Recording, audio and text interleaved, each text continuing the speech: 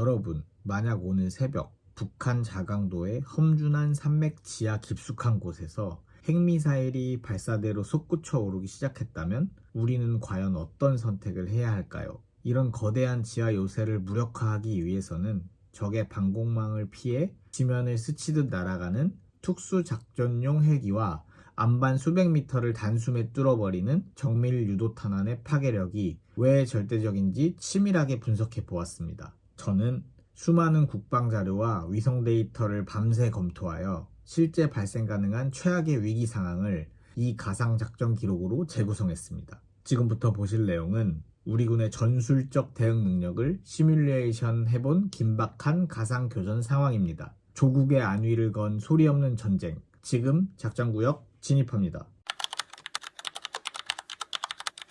2026년 새벽 2시의 국방정보본부 작전실은 고요함 속에 날카로운 긴장감이 감돌고 있었습니다. 거대한 벽면을 가득 채운 다중 모니터 위로 북한 자강도의 험준한 산악지형이 입체적으로 흐르고 있었죠. 정지궤도 위성에서 전송된 고해상도 열감지 영상은 우리 군이 오랫동안 추적해온 거대한 비밀의 실체를 조금씩 드러내고 있었습니다. 자강도 희천시 인근 무명고지 지하 수백 미터 아래에 감춰진 거대한 갱도 입구에서 감지된 미세한 열기는 단순한 공장의 열기가 아니었습니다. 그것은 핵탄두를 장착하기 위해 개조된 급초음속 미사일의 엔진 시험이 임박했음을 알리는 전조였죠. 이소령은 차가운 금속 책상 위에 놓인 태블릿 화면을 손가락으로 가볍게 밀며 정보를 확인했습니다. 화면에는 CIA와 국정원이 합작하여 확보한 휴민트 정보가 붉은색 글씨로 깜빡이고 있었습니다.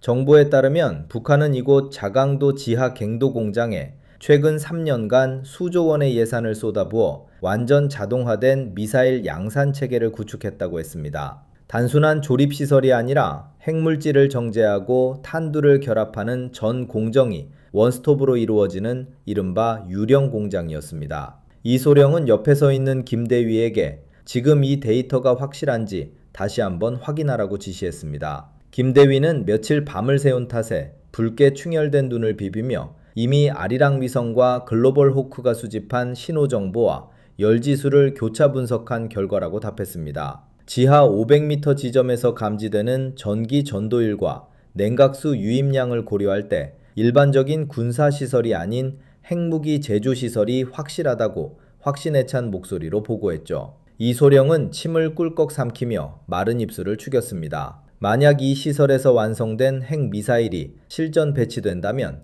한반도의 전략적 균형은 순식간에 무너질 것이 분명했습니다. 상부에서는 이미 이 시설을 무력화하기 위한 비밀 침투 작전인 코드네임 블랙아이언을 승인한 상태였습니다. 이소령이 이끄는 특수임무대대 대원 12명은 이미 서해 비밀기지에서 출격 준비를 마친 채 명령만을 기다리고 있었습니다. 작전실의 공기는 무겁다 못해 피부를 짓누르는 압박감으로 다가왔습니다. 모니터 속의 자강도 산맥은 마치 거대한 괴물이 입을 벌리고 있는 듯한 형상이었습니다. 이소령은 대원들에게 지급될 특수 장비들을 하나하나 머릿속으로 점검했습니다. 지하 깊숙한 곳의 전자기기를 단숨에 마비시킬 수 있는 휴대용 EMP 폭탄과 갱도의 두꺼운 콘크리트 외벽을 뚫고 들어갈 초고온열 압력탄까지 모든 것이 준비되어 있었습니다. 김대위는 긴장한 표정으로 레이더 화면을 응시하며 북한의 방공망 상황을 보고했습니다. 현재 강계 부근의 지대공 미사일 기지들이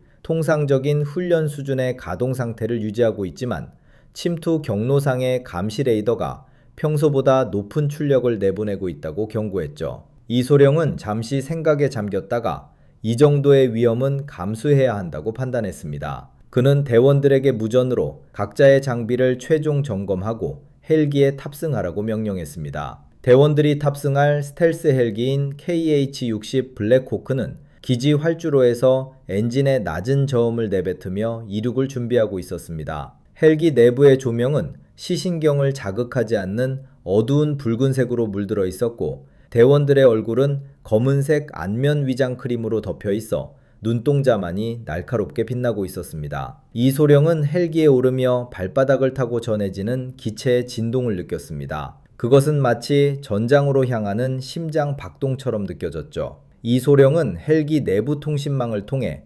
대원들에게 이번 작전의 엄중함을 다시 한번 강조했습니다. 우리가 이번에 들어가는 곳은 단순한 적진이 아니라 인류의 미래를 위협하는 괴물의 심장부라고 말하며 반드시 임무를 완수하고 살아서 조국의 품으로 돌아가자고 격려했습니다. 대원들은 아무 말 없이 총기를 점검하며 고개를 끄덕였습니다. 금속과 금속이 마찰하며 내는 찰칵거리는 소리만이 헬기 내부의 정적을 깨뜨렸습니다. 헬기는 마침내 지면을 박차고 올랐습니다. 레이더망을 피하기 위해 해수면 위 불과 10m 높이로 저고도 비행을 시작한 기체는 거센 바닷바람을 뚫고 북쪽으로 향했습니다. 창밖으로 보이는 파도는 하얀 거품을 일으키며 부서지고 있었고 차가운 바닷물이 기체 하부에 부딪히는 소리가 간간히 들려왔습니다. 이소령은 시계를 확인했습니다. 침투 지점까지 남은 시간은 단 40분이었습니다.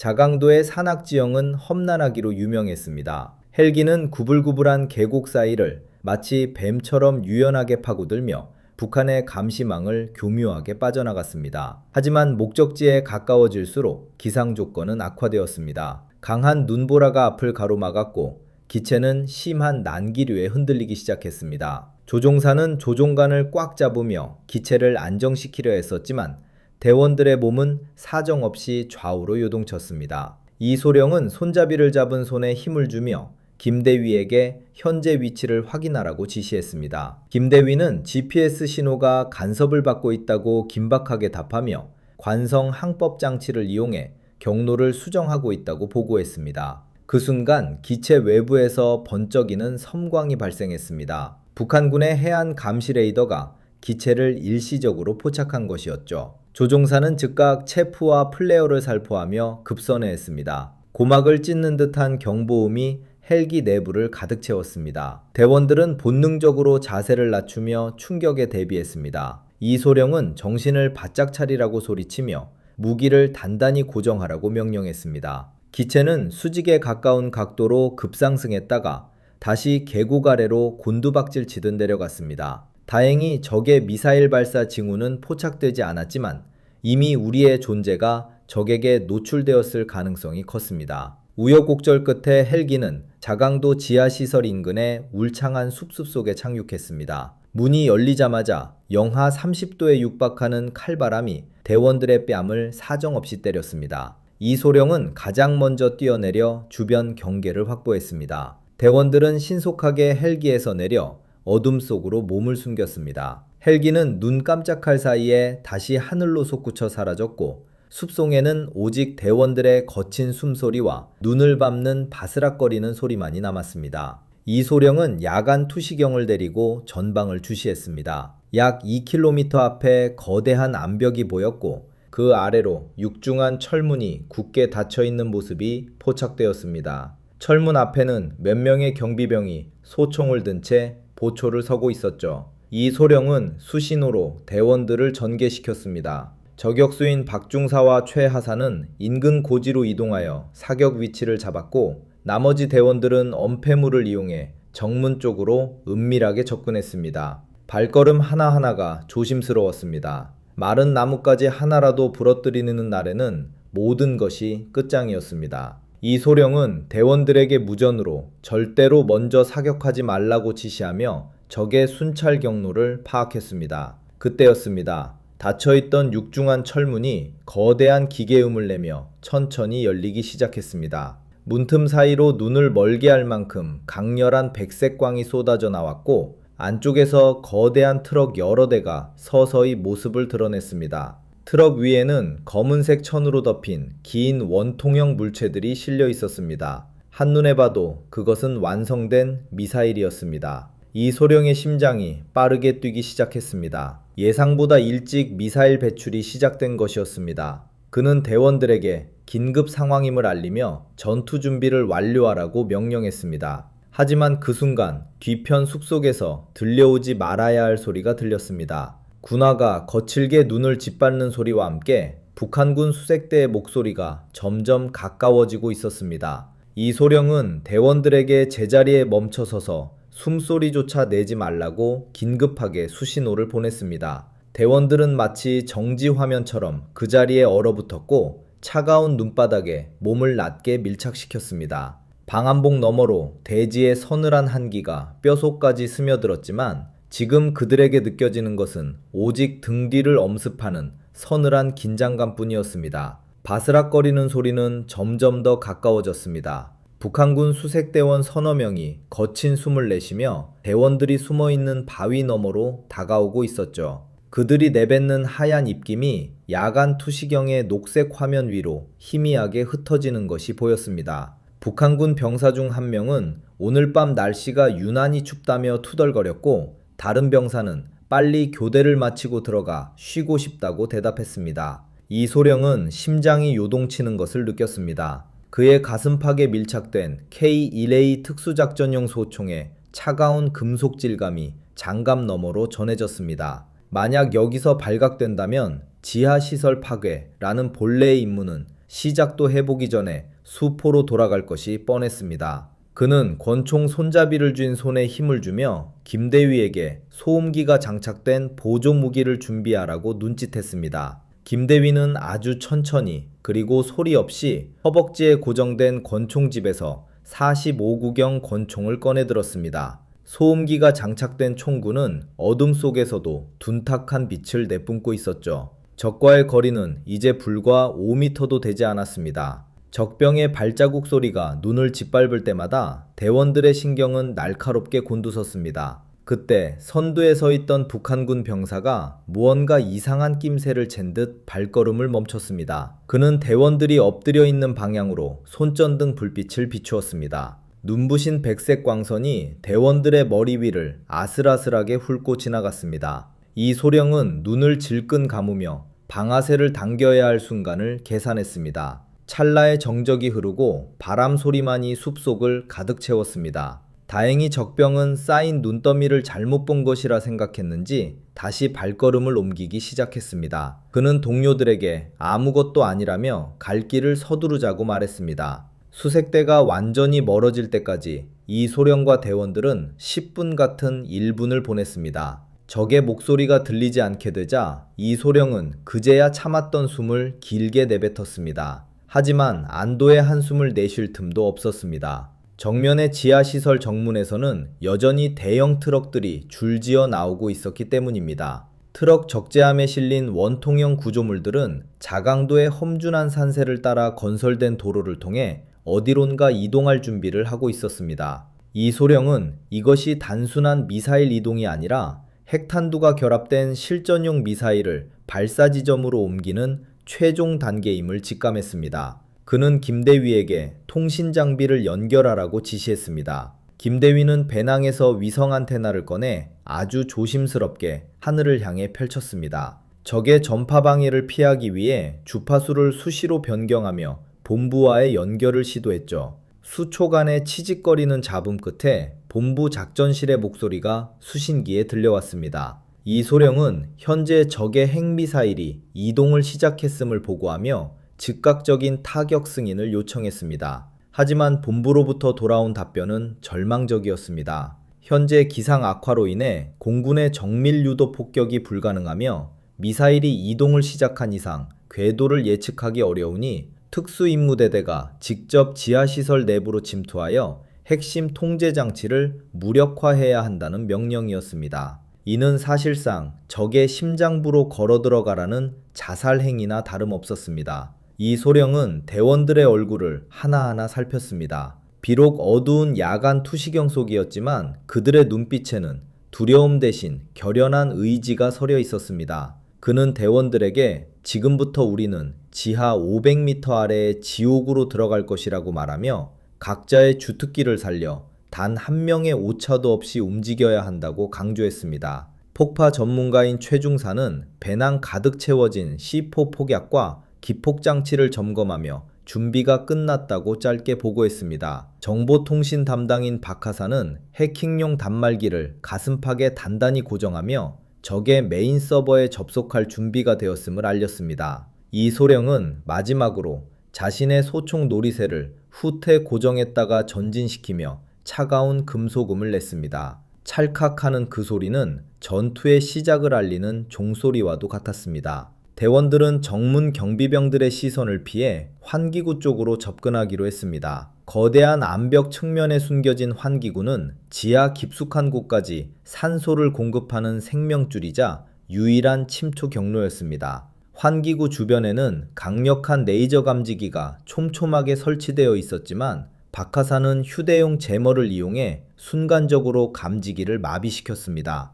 이 소령은 환기구 덮개를 아주 천천히 들어올렸습니다. 안쪽에서는 기름 냄새와 함께 뜨거운 열기가 확 끼쳐 올라왔습니다. 그는 가장 먼저 환기구 안으로 몸을 집어넣었습니다. 좁고 구불구불한 통로를 따라 기어가는 동안 금속판에 옷이 쓸리는 소리가 유난히 크게 들렸습니다. 대원들은 서로의 발목을 잡으며 일렬로 깊은 어둠 속을 파고들었습니다. 얼마나 내려갔을까요? 갑자기 환기구 아래쪽에서 웅성거리는 사람들의 목소리와 기계 돌아가는 소리가 들려오기 시작했습니다. 이 소령은 쇠창살 틈으로 아래를 내려다보았습니다. 그곳에는 거대한 미사일 조립 공장이 펼쳐져 있었습니다. 수십 명의 기술자와 병사들이 분주하게 움직이고 있었고, 중앙의 거대한 크레인은 해탄두로 추정되는 은색 원뿔형 물체를 미사일 본체에 결합하고 있었습니다. 그때였습니다. 이 소령의 귀에 장착된 이어폰에서 다급한 김대위의 목소리가 들려왔습니다. 본부에서 긴급 첩보가 들어왔는데 북한군 수뇌부가 침투조의 존재를 눈치채고 지하시설의 모든 출입문을 폐쇄하고 독가스를 살포하라는 명령을 내렸다는 것이었습니다.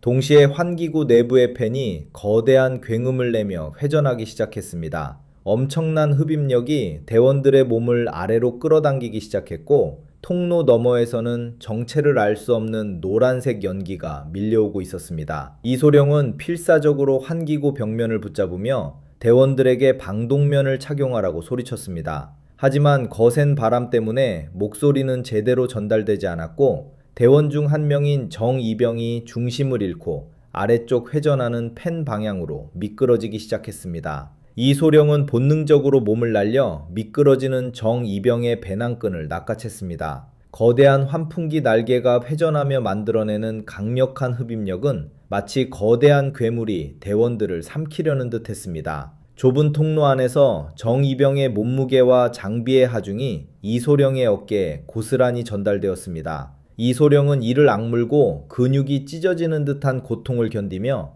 정이병을 위쪽으로 끌어올렸습니다. 다른 대원들도 신속하게 정이병의 다리와 장비를 붙잡아 함께 힘을 보탰습니다. 동시에 노란색 독가스가 환기구 내부를 빠르게 채워가기 시작했습니다. 공기 중에 섞인 독한 화학 성분이 방독면을 쓰지 못한 피부를 따갑게 자극했습니다. 이소령은 대원들에게 서둘러 방독면 정화통을 결합하라고 지시하며 자신도 한 손으로 벽면의 돌출부를 붙잡고 다른 한 손으로는 방독면을 앞면에 밀착시켰습니다. 고무 패킹이 얼굴에 달라붙으며 숨소리가 거칠게 들려왔지만 필터를 통해 들어오는 차가운 공기는 생존의 희망을 의미했습니다. 환풍기 날개가 회전하는 속도는 점점 빨라졌고 고막을 찢는 듯한 기계음이 좁은 관 내부를 뒤흔들었습니다. 이소령은 더 이상 이곳에 머물 수 없다고 판단했습니다. 그는 정이병의 상태를 확인한 뒤 바로 아래에 보이는 쇠창살 덮개를 발로 강하게 걷어찼습니다.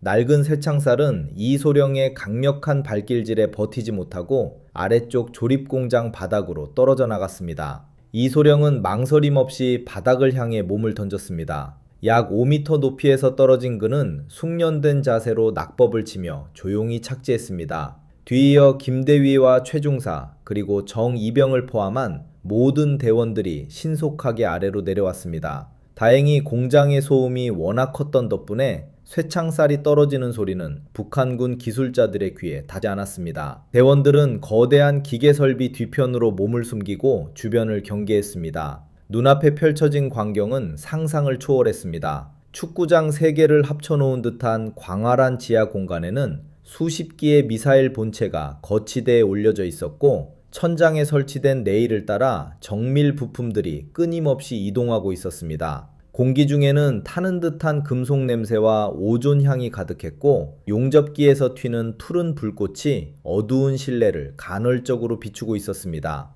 이소령은 김대위에게 현재 위치를 확인하고 메인 제어실의 위치를 파악하라고 지시했습니다. 김대위는 손목에 장착된 소형 단말기를 통해 사전에 입수한 지하시설 설계도를 투사했습니다. 제어실은 공장 중앙부의 2층 높이에 위치해 있었으며 강화 유리로 둘러싸여 공장 전체를 조망할 수 있는 구조였습니다. 그곳에는 적의 핵심 기술진과 지휘관들이 모여 있을 것이 분명했습니다. 대원들은 이소령의 수신호에 따라 2조로 나뉘어 이동을 시작했습니다. 이소령과 김대위는 메인 제어실을 점령하여 시설 전체의 전원을 차단하고 데이터를 탈취하는 임무를 맡았고, 최중사와 박하사는 미사일 엔진과 핵탄두 보관소에 열 압력탄을 설치하기로 했습니다. 각자의 위치로 이동하는 대원들의 발걸음은 유령처럼 소리 없이 바닥을 훑었습니다. 이소령은 2층 제어실로 향하는 철제 계단 아래에 도착했습니다.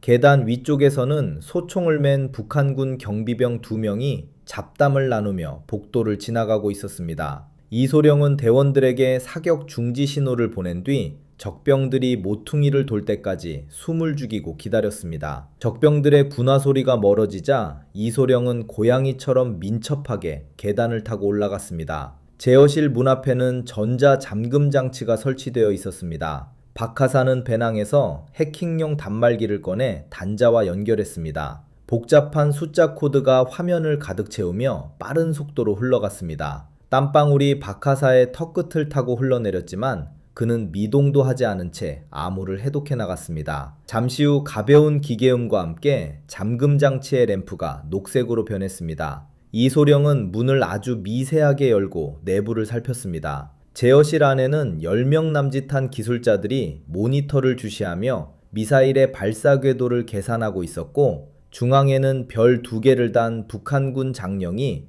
팔짱을 낀 채 위압적인 태도로 지시를 내리고 있었습니다. 이소령은 지금이 기회라고 판단했습니다. 그는 대원들에게 섬광탄 투척 준비를 명령했습니다. 손바닥 크기의 섬광탄이 제어실 바닥에 떨어졌습니다. 눈을 멀게 할 만큼 강렬한 빛과 함께 고막을 마비시키는 폭음이 제어실 내부를 강타했습니다. 적들은 비명을 지르며 눈을 가리고 바닥에 쓰러졌습니다. 이소령과 대원들은 그 틈을 놓치지 않고 안으로 진입하여 적들을 신속하게 제압했습니다. 단 한 발의 총성도 울리지 않은 완벽한 제압이었습니다. 이소령은 장령의 가슴팍을 발로 누르며 그에게 모든 설비의 가동을 중단하라고 명령했습니다. 하지만 장령은 비열한 웃음을 지으며 이미 늦었다고 말했습니다. 그의 손에는 작은 무선 발신기가 들려 있었고 이미 버튼은 눌린 상태였습니다. 그 순간 공장 전체에 붉은색 경보등이 회전하기 시작했고, 지하 깊숙한 곳에서부터 땅을 울리는 거대한 진동이 전해졌습니다.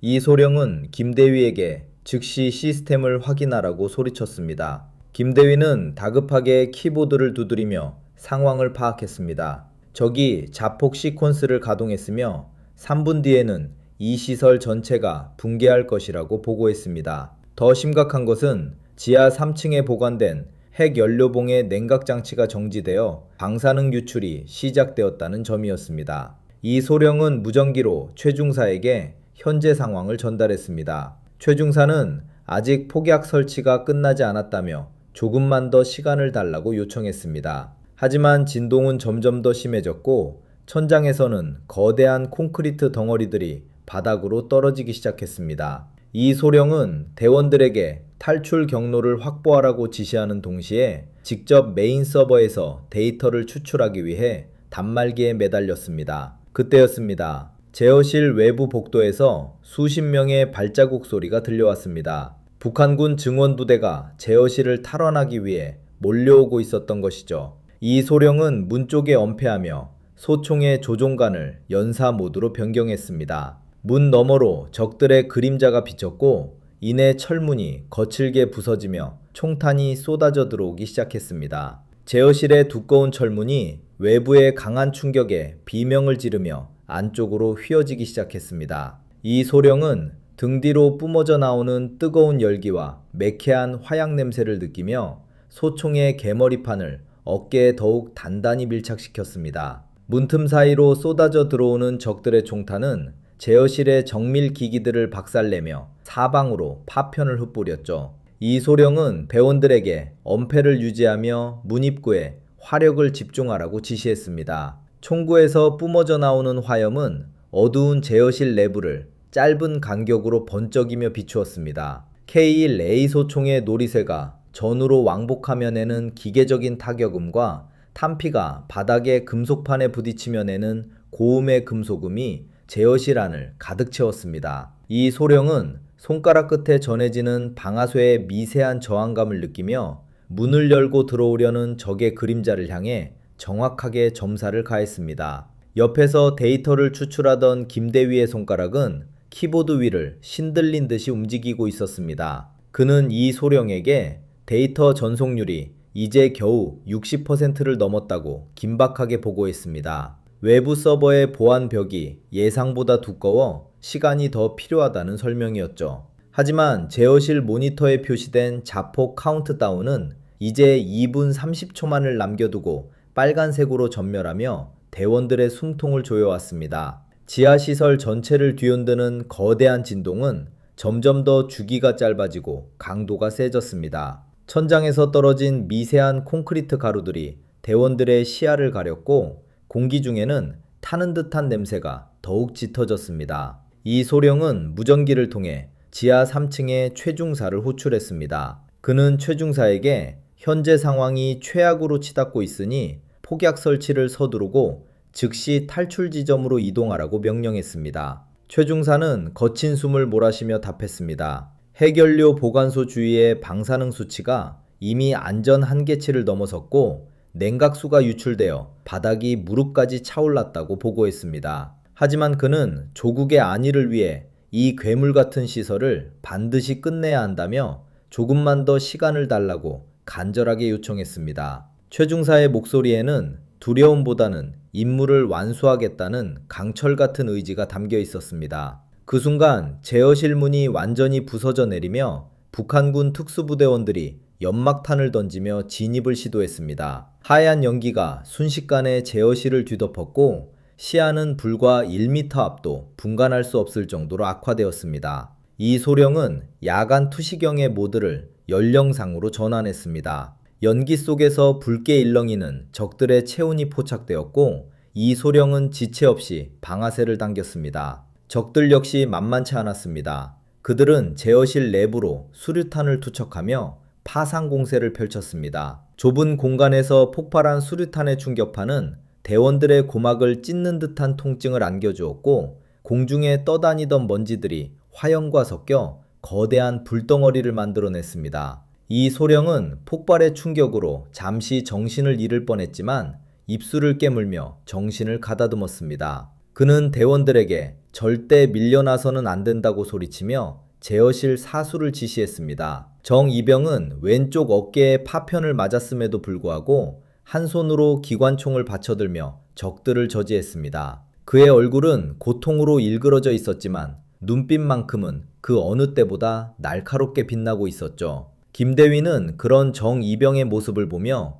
더욱 박차를 가해 데이터 추출에 매달렸습니다. 마침내 화면에 데이터 전송 완료라는 문구가 녹색으로 떠올랐습니다. 김대위는 이 소령에게 모든 핵심 기밀 데이터를 확보했다고 크게 외쳤습니다. 이 소령은 잘했다고 답하며 즉시 퇴로를 확보하라고 명령했습니다. 하지만 이미 제어실 입구는 적들로 가득 차 있었고 자포까지 남은 시간은 1분도 채 되지 않았습니다. 건물의 골조가 비틀리는 소름 끼치는 소리가 지하 공간 전체에 울려 퍼지기 시작했습니다. 이 소령은 최후의 수단으로 제어실 뒷벽에 설치된 비상 탈출용 해치를 눈여겨보았습니다. 그곳은 지하시설의 냉각수 방출로와 연결되어 있어 매우 위험했지만 지금으로서는 유일한 희망이었습니다. 그는 대원들에게 해치 쪽으로 이동하라고 지시하며 자신은 끝까지 남아서 적들의 진입을 막기로 했습니다. 대원들은 이 소령에게 함께 가야 한다고 말했지만 이 소령은 어무가 없으면 모두가 끝난다고 단호하게 거절했습니다. 그때 최중사로부터 마지막 무전이 도착했습니다. 폭약 설치를 완료했으며 이제 기폭 스위치를 누르겠다고 보고했습니다. 그는 이 소령에게 먼저 가서 미안하다는 말을 남기며 조국과 민족을 위해 산화하겠다는 마지막 인사를 건넸습니다. 이소령의 눈시울이 뜨거워졌지만 그는 감정을 억누르며 최중사에게 반드시 기억하겠다고 짧게 답했습니다. 강렬한 섬광과 함께 지하 3층에서부터 거대한 폭발음이 들려왔습니다. 발바닥을 타고 전해지는 충격은 마치 지진이 일어난 듯 제어실 바닥을 수직으로 쳐올렸습니다. 미사일 조립 공장에 세워져 있던 거대한 구조물들이 힘없이 쓰러지며 연쇄 폭발을 일으켰습니다. 제어실 유리창은 폭압을 견디지 못하고 산산조각이 나며 사방으로 튀어나갔습니다. 이소령은 폭발의 여파로 바닥에 쓰러진 적들을 뒤로하고 대원들을 해치 안으로 밀어넣었습니다. 마지막으로 자신이 해치에 몸을 실으려는 순간 등 뒤에서 차가운 금속의 감촉이 느껴졌습니다. 아까 제압했던 북한군 장령이 권총을 들고 이소령을 겨누고 있었던 것입니다. 장령의 눈에는 광기와 증오가 서려 있었고 그의 손가락은 천천히 방아쇠를 당기고 있었습니다. 이소령은 본능적으로 몸을 틀었지만 좁은 해치 입구에서 피할 공간은 없었습니다. 짧은 총성과 함께 이소령의 옆구리에서 뜨거운 감각이 느껴졌습니다. 그는 비틀거리며 해치 안으로 떨어졌고 차가운 냉각수 속으로 깊이 잠겨 들어갔습니다. 수면 위로는 거대한 화염이 들이닥치며 제어실 전체를 집어삼키는 모습이 보였습니다. 어두운 수로 속에서 이소령은 점점 희미해지는 정신을 붙잡으려 했었습니다. 물살은 거칠게 그를 어디론가 끌고 갔고 상처 부위에서 흘러나온 선혈이 차가운 물 속에서 흩어지는 것이 보였습니다. 위쪽에서는 계속되는 폭발로 인해 지하시설이 무너져 내리는 굉음이 수중까지 전달되었습니다.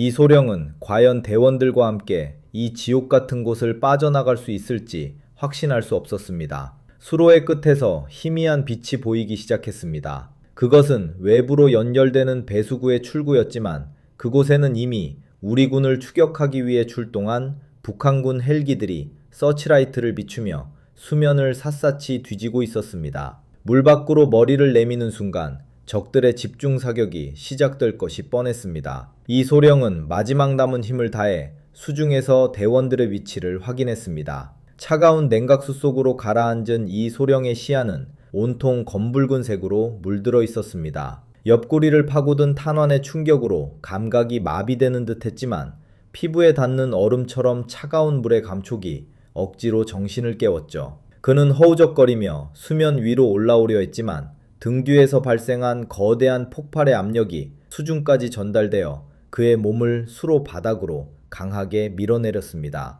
귀가 먹먹해지고 폐가 터질 듯한 압박감이 몰려왔지만 이소령은 입술을 굳게 다물고 마지막 남은 산소를 아껴가며 수로를 따라 헤엄쳤습니다. 얼마나 흘러갔을까요? 수로의 저 멀리 끝단에서 부서진 달빛이 물결을 타고 일렁이는 것이 보였습니다. 이소령은 발차기를 멈추지 않았고 마침내 수로의 출구 근처에서 앞서 나갔던 대원들의 그림자를 발견했습니다. 김대위는 정이병의 부축을 받으며 벽면을 붙잡고 있었고 다른 대원들도 거친 물살 속에서 서로의 장비를 단단히 붙잡으며 버티고 있었습니다. 이소령은 그들에게 다가가 자신이 무사하다는 신호를 보냈습니다. 대원들은 이소령의 상처를 보고 경악했지만 이소령은 눈빛으로 지금은 멈출 때가 아니라고 말하며 출구 밖의 상황을 살폈습니다. 수로 밖은 지옥 그 자체였습니다. 거대한 지하시설이 붕괴하며 내뿜는 짙은 연기가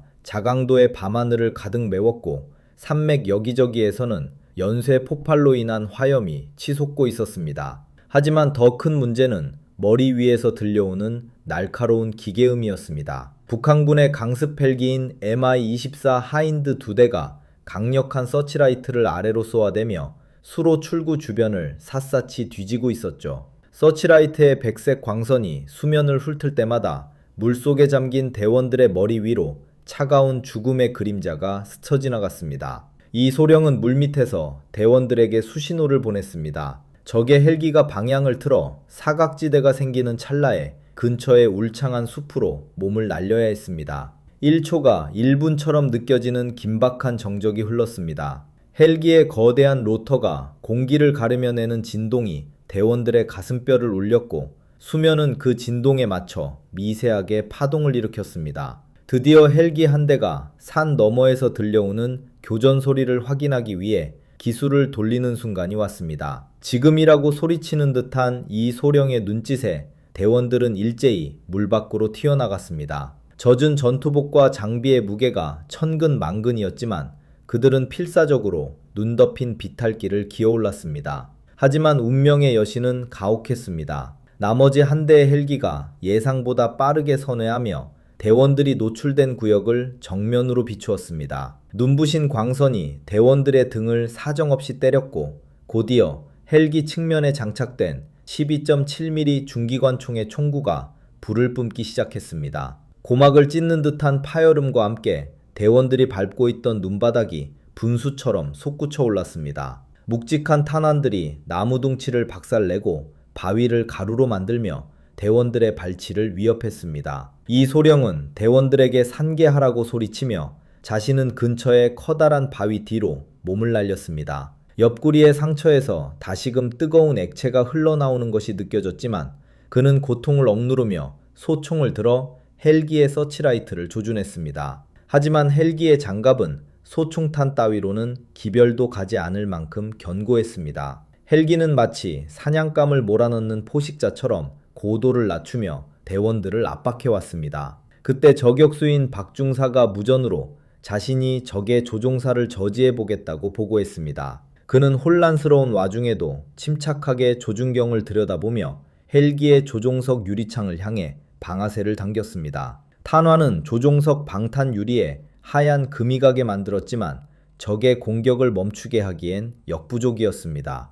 적 헬기는 분노한 듯 기술을 박중사가 있는 방향으로 돌리며 로켓 포드를 개방했습니다. 이 소령은 안 된다고 속으로 외치며 박중사에게 즉시 그곳에서 벗어나라고 소리쳤습니다. 하지만 로켓이 발사되는 순간의 섬광이 밤하늘을 수놓았고 곧이어 박중사가 있던 고지는 거대한 화염과 굉음에 휩싸였습니다. 이 소령의 심장이 내려앉는 기분이었습니다. 먼지와 눈가루가 자욱하게 피어오르는 그곳에서는 아무런 움직임도 보이지 않았습니다. 설상가상으로 산 아래쪽에서는 적의 지상군 수색대가 트럭을 타고 몰려오고 있었습니다. 수십 줄기의 전등 불빛이 산비탈을 타고 올라오며 대원들의 포위망을 좁혀왔습니다. 하늘에는 철의 괴수가, 땅에는 굶주린 늑대들이 도사리고 있는 형국이었습니다. 김대위는 이 소령에게 데이터 단말기를 건네며 자신이 적들의 주의를 끌 테니 이 소령과 다른 대원들만이라도 탈출하라고 말했습니다. 김대위의 눈에는 이미 자신의 최후를 각오한 듯한 비장함이 서려 있었습니다. 이 소령은 김대위의 멱살을 잡으며 모두가 함께 가야 한다고 단호하게 답했습니다. 그는 마지막 남은 특수장비인 휴대용 대공미사일을 떠올렸습니다. 하지만 그 장비는 폭발의 충격으로 수로에 빠질 때 정의병의 배낭에서 떨어져 나간 상태였습니다. 절망적인 상황에서 이 소령은 주변 지형을 빠르게 훑었습니다. 저 멀리 절벽 끝에 설치된 고압 송전탑이 눈에 들어왔습니다. 지하시설에 전력을 공급하던 그 송전탑을 무너뜨린다면 일시적으로 적의 시야를 차단하고 혼란을 줄 수 있을 것 같았습니다. 그는 최중사에게 무전으로 송전탑의 지지대를 파괴할 수 있느냐고 물었습니다. 최중사는 거리가 너무 멀지만 해보겠다고 답하며 마지막 남은 폭발물을 정밀 투척기에 장착했습니다. 헬기는 다시 한번 대원들을 향해 기총소사를 준비하며 급강하하기 시작했습니다. 이 소령은 대원들에게 마지막 힘을 다해 절벽 쪽으로 뛰라고 명령했습니다. 차가운 바람이 폐부 깊숙이 박히고 다리는 감각을 잃어갔지만 그들은 멈출 수 없었습니다. 송전탑 지지대 쪽으로 날아간 폭발물이 거대한 불꽃을 일으키며 터졌습니다. 육중한 철골 구조물이 비틀리며 비명을 질렀고 수만 볼트의 전류가 흐르는 전선들이 끊어지며 밤 공기를 찢는 듯한 푸른 스파크를 내뿜었습니다. 그 여파로 일대의 전력망이 마비되자 적 헬기의 전자장비들이 일시적으로 오작동을 일으키며 기체가 크게 흔들렸습니다. 이 소령은 그 틈을 놓치지 않고 대원들을 이끌고 절벽 아래의 어두운 계곡으로 몸을 던졌습니다. 계곡 아래는 끝을 알 수 없는 어둠이 도사리고 있었습니다. 이 소령은 떨어지는 와중에도 대원들의 이름을 하나하나 부르며 상태를 확인하려 했었습니다. 하지만 거센 물살이 흐르는 계곡 바닥에 닿는 순간 거대한 충격과 함께 차가운 물이 온몸을 휘감았습니다. 정신이 아득해지는 가운데 이 소령은 수면 위로 비치는 헬기의 서치라이트가 다시금 자신들을 향해 다가오는 것을 보았습니다. 그리고 그 옆으로 수십 명의 북한군 병사들이 총구를 겨눈 채 절벽 아래를 내려다보고 있었습니다. 계곡의 얼음장 같은 물은 살을 애는 듯한 통증을 넘어 온몸의 감각을 순식간에 마비시켰습니다. 수면 위로 떨어지는 순간의 충격은 마치 단단한 콘크리트 바닥에 온몸을 부딪힌 것처럼 강렬했고, 이 소령은 폐 속의 공기가 한꺼번에 빠져나가는 듯한 압박감을 느꼈습니다. 어두운 물속에서 방향 감각을 잃을 채 허우적거리는 그의 귓가에는 물살이 암석에 부딪히며 내는 둔탁한 울림만이 가득했죠. 옆구리에 상처로 스며드는 차가운 물은 타는 듯한 자결감을 안겨주었고, 시야는 점점 흐릿해져만 갔습니다. 이 소령은 필사적으로 정신을 붙잡으며 수면 위로 머리를 내밀었습니다. 그를 기다리고 있던 것은 상쾌한 공기가 아니라 매캐한 연기와 적 헬기가 내뿜는 거센 바람이었습니다. MI-24 하인드 헬기는 마치 거대한 날벌레처럼 계곡 위를 선회하며 백색의 탐조든 불빛으로 수면을 샅샅이 훑고 있었습니다. 이 소령은 근처 바위 틈에 몸을 밀착시키며 대원들의 안위를 확인했습니다. 다행히 김대위와 정의병을 포함한 대원들이 주변의 어두운 그늘 속에서 몸을 숨긴 채 거친 숨을 몰아쉬고 있었죠. 하지만 안도는 잠시뿐이었습니다. 절벽 위에서 들려오는 금속성의 마찰음은 적들이 노프를 이용해 계곡 아래로 하강하고 있음을 알리고 있었습니다. 북한군 특수부대원들이 야간 투시경을 착용한 채 어둠 속을 헤치며 내려오고 있었고, 그들의 발걸음이 돌을 굴리는 소리가 계곡 전체에 메아리쳤습니다. 이 소령은 가슴팍에 고정된 소총의 방수 덮개를 벗기며 사격 준비를 지시했습니다. 차가운 금속 방아쇠에 검지를 걸자 팽팽한 긴장감이 다시금 그의 혈관을 타고 올랐습니다. 김대위는 몸을 떨면서도 소형 위성 단말기를 놓지 않았습니다. 그는 이 소령에게 다가와 본부와의 통신이 다시 연결되었다고 보고했습니다. 본부에서는 현재 침투조를 구조하기 위해 서해상에서 스텔스 무인 공격기를 출격시켰으며 약 10분 뒤면 이 지역 상공에 도달할 것이라고 전해왔습니다. 10분이라는 시간은 평소라면 짧은 순간이었겠지만 지금 이 지옥 같은 계곡에서는 영겁의 시간과도 같았습니다. 이 소령은 대원들에게 계곡 안쪽에 좁은 동굴 입구로 이동하라고 명령했습니다. 그곳은 사계 청소가 불량하여 적의 공중 공격으로부터 어느 정도 몸을 숨길 수 있는 유일한 장소였습니다. 대원들은 서로의 어깨를 부축하며 미끄러운 바닥을 가로질렀습니다. 옆구리에서 흐르는 피가 차가운 계곡물과 섞여 보라색으로 변하며 흩어지는 것이 보였지만 이 소령은 이를 악물고 대원들을 독려했습니다. 동굴 입구에 다다랐을 때 위쪽에서 하강하던 적부대의 선두대원이 대원들의 움직임을 포착했습니다. 정적을 깨뜨리는 날카로운 총성과 함께 탄환들이 대원들의 머리 위 바위를 타격하며 불꽃을 튀겼습니다. 이 소령은 즉각 응사하며 적의 시선을 분산시켰습니다. K1A 소총의 총구에서 뿜어져 나오는 짧은 화염이 동굴 벽면을 간헐적으로 비추었고, 탄피가 바닥에 떨어지며 챙그랑거리는 소리가 동굴 안을 울렸습니다. 적들의 공세는 집요했습니다. 그들은 위쪽에서 수류탄을 아래로 던지며 대원들을 압박해왔습니다. 거대한 폭음이 계곡 안의 공기를 진동시켰고, 폭발로 인한 충격파가 대원들의 고막을 사정없이 짓눌렀습니다. 파편들이 사방으로 비산하며 주변의 고목들을 산산조각냈고, 공기 중에는 흙먼지와 화약 냄새가 진하게 배어들었습니다.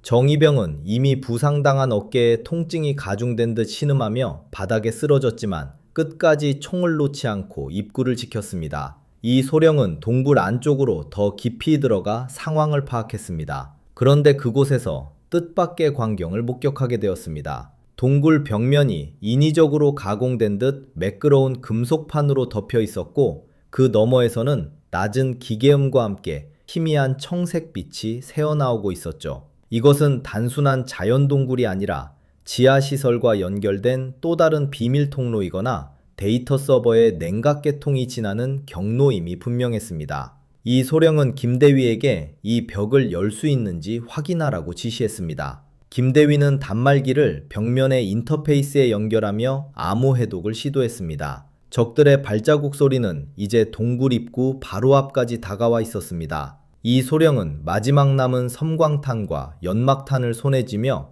대원들에게 최후의 저항을 준비하라고 말했습니다. 그는 조국에 남겨둔 가족들의 얼굴을 떠올리며 만약 여기서 눈을 감게 되더라도 임무만은 반드시 완수하겠다고 다짐했습니다. 그때 김대위가 해독에 성공했다고 외치며 벽면의 버튼을 눌렀습니다. 육중한 금속벽이 기계음을 내며 옆으로 미끄러지듯 열렸고 그 안에는 지하시설 전체를 통제하는 백업 시스템실이 자리 잡고 있었습니다. 하지만 그와 동시에 동굴 입구를 뚫고 들어온 북한군 대원이 이소령을 향해 소총을 겨누었습니다. 이소령은 본능적으로 몸을 날렸지만 적의 총구에서 뿜어져 나온 화염이 그의 시야를 가득 채웠습니다. 찰나의 순간 동굴 밖 하늘에서 거대한 파열음이 들려왔습니다. 본부에서 보낸 무인 공격기가 발사한 정밀 유도 미사일이 적 헬기의 동체에 정확히 명중한 것이었습니다.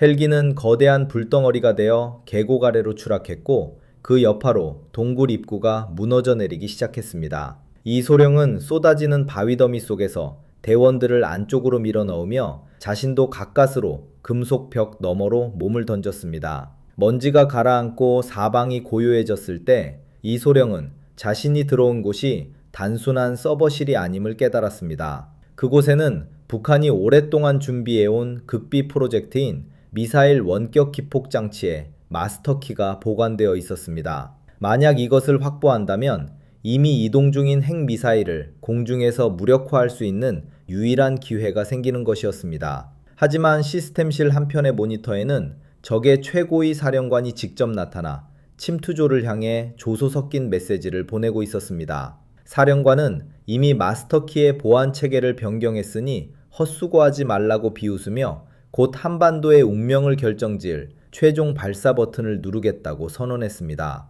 화면 옆으로는 핵미사일이 발사대에서 서서히 솟구쳐 오르는 실시간 영상이 흐르고 있었죠. 이소령은 떨리는 손으로 소총을 고쳐 잡으며 김대위에게 남은 모든 수단을 동원해 마스터키를 탈취하라고 지시했습니다. 이제 그들에게 남은 시간은 단 60초뿐이었습니다. 60초라는 시간은 누군가에게는 숨 한 번 크게 들이쉬는 짧은 순간일지 모르지만 지금 이소령과 대원들에게는 우주의 모든 시간이 멈춰버린 듯한 가혹한 압박으로 다가왔습니다. 백업 시스템실의 공기는 서버 기락들이 내뱉는 뜨거운 열기와 냉각팬의 날카로운 회전음으로 가득 차 있었죠. 벽면을 가득 채운 수십 개의 모니터에는 알 수 없는 숫자와 복잡한 기하학적 문양들이 어지럽게 교차하며 핵미사일의 발사 시퀀스가 최종 단계에 진입했음을 알리고 있었습니다. 이소령은 옆구리의 상처를 한 손으로 움켜쥐며 김대위의 등 뒤에 섰습니다.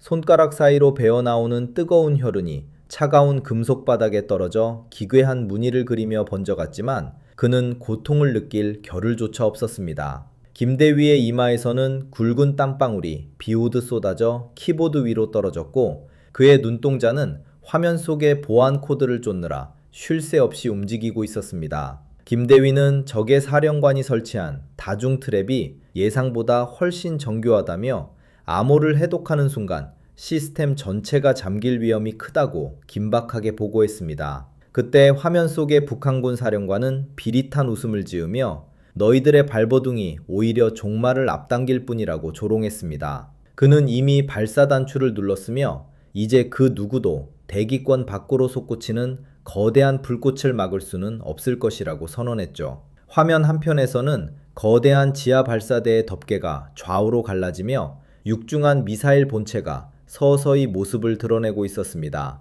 지면을 뒤흔드는 거대한 진동이 전해졌고 미사일 하부에서는 액체 연료가 연소하며 만들어내는 하얀 증기가 폭풍처럼 몰아치기 시작했습니다. 이소령은 김대위에게 적 사령관의 말에 현혹되지 말고 오직 마스터키의 탈취에만 집중하라고 명령했습니다. 그는 최중사와 박하사에게 제어실 입구의 방어선을 강화하라고 지시하며 자신은 직접 메인 서버의 전력 공급 장치를 강제로 과부하시키기 위해 배전반으로 향했습니다. 전력 공급을 순간적으로 차단했다가 다시 연결하는 추격을 통해 적의 보안 프로토콜에 미세한 틈을 만들려는 도박이나 다름없는 작전이었죠. 이소령이 배전반의 덮개를 뜯어내자 구리선들이 엉켜있는 내부에서 고압 전류가 흐르는 푸른 스파크가 튀어올랐습니다. 그는 절연 장갑도 끼지 않은 채 맨손으로 전선을 움켜쥐었습니다. 찌릿한 전기 충격이 온몸의 신경을 자극하며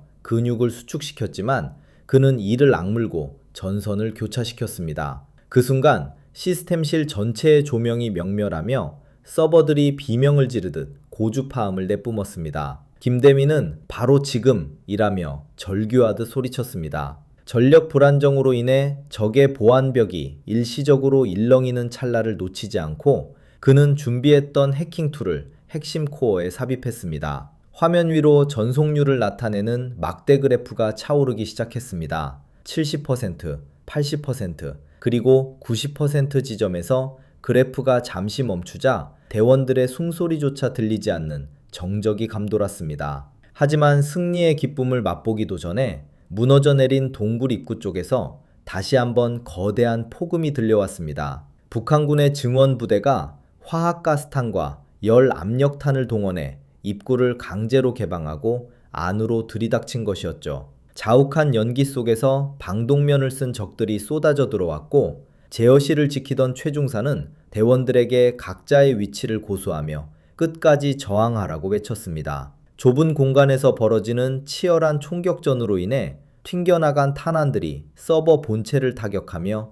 불꽃을 일으켰습니다. 정이병은 부상당한 몸으로도 전우들을 지키기 위해 적들을 향해 몸을 던졌고 박하사는 적의 수류탄을 몸으로 막아내려다 큰 충격을 받고 벽으로 튕겨나갔습니다. 이소령은 배전반에서 손을 떼고 소총을 들어 적들을 조준했습니다. 하지만 옆구리에 상처가 벌어지며 시야가 급격히 어두워졌습니다. 그는 흐릿해지는 정신을 붙잡기 위해 자신의 혀를 강하게 깨물었습니다. 입안에 비릿한 피냄새가 가득 고이며 정신이 번쩍 들었죠. 그 순간 김대위가 마스터키를 확보했다고 크게 외치며 즉각적으로 미사일의 자폭 명령을 입력했습니다. 화면 속의 미사일은 이미 지면을 떠나 하늘로 솟구치고 있었지만 김대위의 손가락이 엔터키를 누르는 것과 동시에 미사일의 엔진부에서 이상 징후가 포착되었습니다. 붉은색 경고등이 미사일 전체를 감싸듯 번쩍였고 비행 궤도가 급격히 틀어지며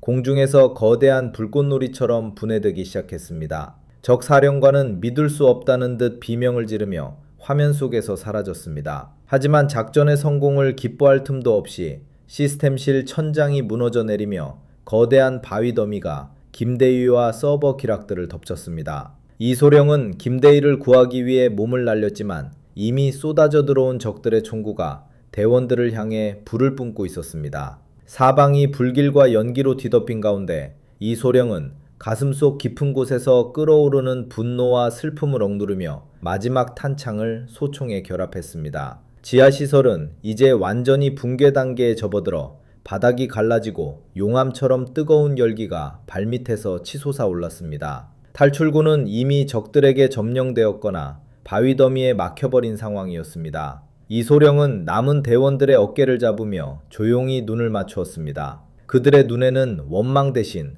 서로에 대한 깊은 신뢰와 조국을 향한 마지막 충성심이 담겨 있었죠. 이소령은 대원들에게 우리가 이곳에서 나가지 못하더라도 우리의 희생으로 수천만 명의 생명을 구했음을 잊지 말라고 조용히 읊조렸습니다. 그때 무너진 천장 틈새로 한 줄기 빛이 내려왔습니다. 그것은 적의 공격이 아니라 우리 군의 특수작전용 관통폭탄이 만들어낸 새로운 통로였습니다. 위쪽에서 아군 구조대의 굵직한 목소리가 들려왔고 로프가 대원들 앞으로 떨어졌습니다. 하지만 적들은 마지막 발악을 하듯 대원들을 향해 집중 사격을 가해왔습니다. 이소령은 대원들을 먼저 로프에 매달아 올리며 자신은 홀로 남아 밀려오는 적들을 막아내기로 결심했습니다. 그의 소총은 쉴 새 없이 불을 뿜었고 탄환이 바닥날 때마다 그는 대검을 뽑아들며 적들과 마주했습니다. 이소령은 뜨겁게 달아오른 K1A 소총의 총열에서 뿜어져 나오는 열기를 손바닥으로 고스란히 느끼며 마지막 탄창을 결합했습니다. 30발들이 탄창이 삽입되는 둔탁한 금소금은 마치 생존의 마지막 기회를 알리는 카운트다운처럼 제어실 안에 울려 퍼졌죠. 칠흑 같은 연기 속에서 적들의 실루엣이 하나둘 나타날 때마다 이 소령의 총구는 한치의 망설임 없이 불을 뿜었습니다. 5.56mm 탄환이 총신을 빠져나가며 내는 날카로운 파열음이 무너져 내리는 콘크리트 벽에 부딪혀 고막을 짓눌렀지만 그는 눈 하나 깜빡하지 않고 적들을 제압해 나갔습니다. 이소령은 로프에 매달려 위로 향하는 김대위와 정이병을 향해 절대로 뒤를 돌아보지 말고 위로 올라가라고 목이 터져라 소리쳤습니다. 김대위는 이소령의 이름을 부르며 함께 가야 한다고 절규했지만 이소령은 이미 굳은 결심을 마친 듯 적들을 향해 몸을 더 깊숙이 던졌습니다. 그는 자신의 뒤를 지켜주던 전우들이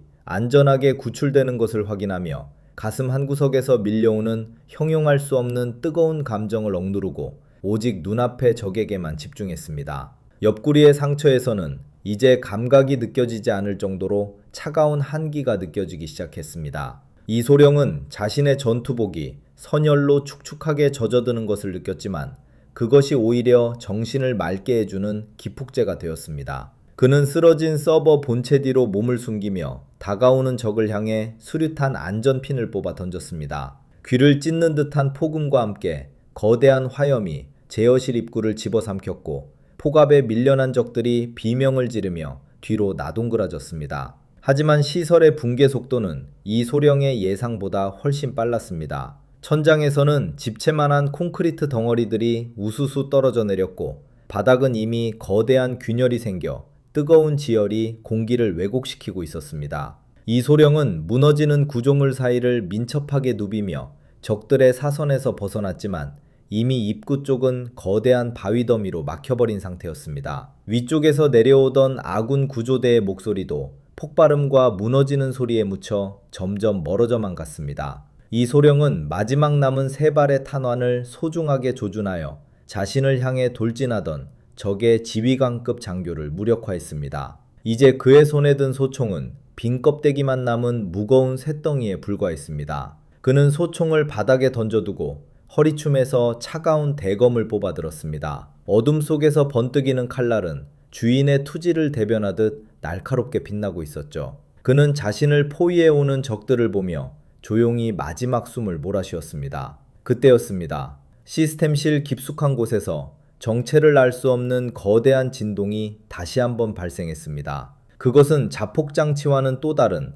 핵 연료봉이 임계점에 도달하며 내뿜는 파멸의 징조였습니다. 벽면의 모니터들은 지직거리며 마지막 단말말을 내뱉듯 붉은 경고창을 띄웠고 시설 내부의 온도는 순식간에 100도를 넘어섰습니다. 이소령의 피부는 타는 듯한 열기에 노출되어 수포가 생기기 시작했지만 그는 흔들림 없이 대검을 쥔 손에 힘을 주었습니다. 적들 역시 공포에 질린 듯 사격을 멈추고 우왕좌왕하기 시작했습니다. 죽음을 두려워하지 않는 광기 어린 눈빛으로 자신들을 노려보는 이소령의 모습에 압도당한 것이었죠. 이소령은 이 기회를 놓치지 않고 적들의 진영을 향해 번개처럼 몸을 날렸습니다. 금속과 금속이 부딪히며 내는 서늘한 마찰음이 복도에 울려 퍼졌고 그는 인간의 한계를 초월한 속도로 적들을 하나하나 제압해 나갔습니다. 하지만 지하시설의 핵심 동력이 완전히 폭주하면서 발생한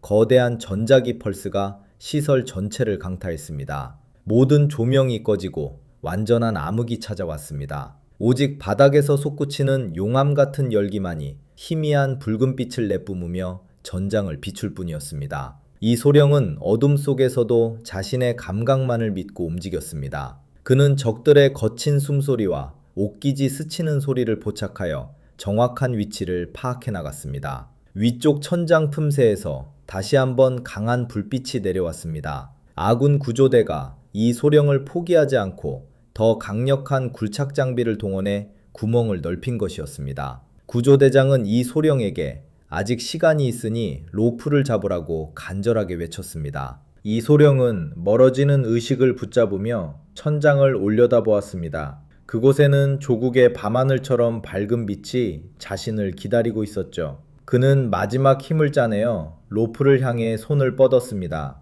하지만 발밑의 지면이 거대한 굉음과 함께 아래쪽으로 꺼져내리기 시작했습니다. 지하 3층에 핵연료 보관고가 폭발하며 시설 전체가 거대한 구멍 속으로 빨려 들어가기 시작한 것이었습니다. 이소령의 몸은 허공으로 붕 뜨며 아래쪽 불길 속으로 추락할 위기에 처했습니다. 그 순간 위에서 떨어진 강철 와이어가 이 소령의 팔을 휘감았습니다. 김대위가 헬기 밖으로 몸을 내밀고 직접 와이어를 던진 것이었죠. 이 소령은 와이어를 생명줄처럼 붙잡았고 기체는 엄청난 추력으로 그를 끌어올리기 시작했습니다. 등 뒤에서는 자강도 지하시설 전체가 거대한 버섯구름을 내뿜으며 화염 속으로 사라지는 장엄하고도 처참한 광경이 펼쳐지고 있었습니다. 이 소령은 헬기 내부로 끌어올려지는 순간 멀리서 들려오는 거대한 폭발음을 들으며 눈을 감았습니다.